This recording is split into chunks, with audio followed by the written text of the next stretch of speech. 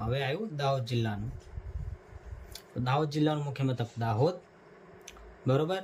પછી આવે ઝાલોદ, લીમખેડા, ગરબાડા, સિંગવડ, દેવગઢ બારિયા, ધાનપુર, ફતેપુરા અને સંજેલી.